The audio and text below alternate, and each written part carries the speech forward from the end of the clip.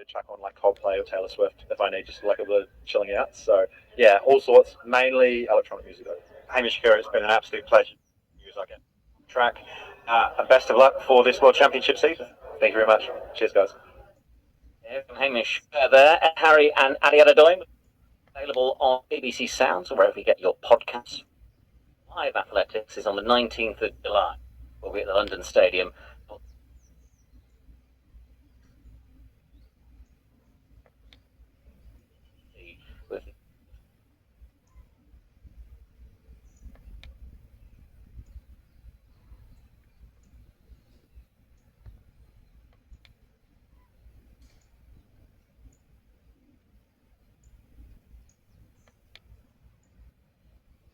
In Iran are reporting that at least 3,500 wounded since Israel began its attacks last week.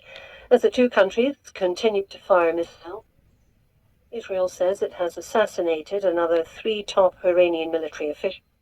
It says one of them, Saeed Izzadi, was a key figure in planning the Hamas attack on October the 7th, 2023.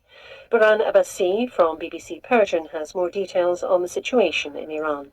Attacks have continued overnight in Iran, in the capital and also in the central cities, including the city of Qom, which is close for the nuclear facility. It's one of Iran's main uranium enrichment facilities, and people in that area have been worried about an attack on Fordo, but last night the city itself came under attack, and Israel says the target was a military commander. A lot of people have been leaving Tehran, of course the capital, because under attack for a couple of days.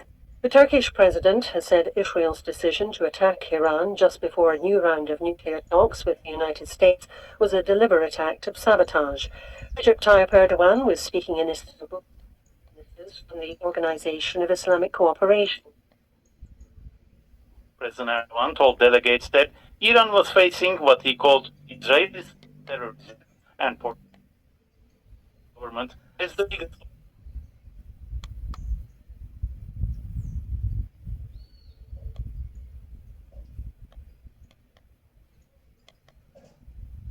Foreign Minister Abbas Araghchi, who is at the meeting, has said Tehran won't consider returning to talks with the United States until Israel stops its attacks.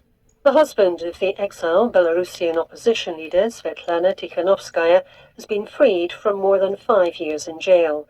Sergei Tikhanovsky was among a group of political detainees released during a visit to Minsk by the U.S. envoy Keith Kellogg. He has now left Belarus. Mr. Tikhanovsky was one of the key figures of the pro-democracy uprising of 2020. A suicide bombing in northeast Nigeria has killed at least 10 people and injured many more. The blast took place in a crowded fish market. Our Africa editor Will Ross reports. Photos show lines of bodies wrapped in white sheets, the victims of this suicide bombing at Konduga's crowded fish market. In recent months, several villages in this area of Borno State have been targeted by Boko Haram militants. The families living there have been displaced multiple times. Around a decade ago, the jihadist fighters controlled most of the state, but now, with a recent surge in attacks, the governor of Borno State has been calling for more help for the military. This is the World News from the BBC. An accident involving a hot air balloon in Brazil has killed a number of people. The balloon burst into flames and crashed to the ground in the southern state of Santa Catarina. The local fire department said there were 22 people on board when fire broke out and engulfed the basket. President Volodymyr Zelensky has said Russia sent the bodies of its own soldiers to Ukraine when it was supposed to be returning those of dead Ukrainians. At peace talks last month, the two countries agreed to swap the remains of servicemen killed in battle. Several thousand were supposed to be sent back by each side. Ukraine's interior minister had already warned that Russia was mixing up body parts of different people. India's interior minister says Delhi will not restore a long-standing water-sharing treaty with Pakistan, which was suspended after a gun attack in April in Indian-administered Kashmir. In a newspaper interview, Amit Shah said Pakistan would be starved of water it had been getting unjustifiably. He said supplies would instead be diverted for domestic use. Pakistan relies heavily on the Indus Waters Treaty. Restaurant chains in Japan specializing in rice dishes are introducing more noodles in their menus as they struggle to keep up with the sky-high cost of rice. Jae-Sung Lee has more details. Restaurants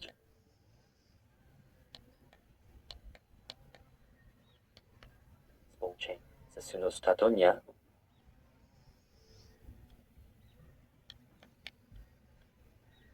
restaurant.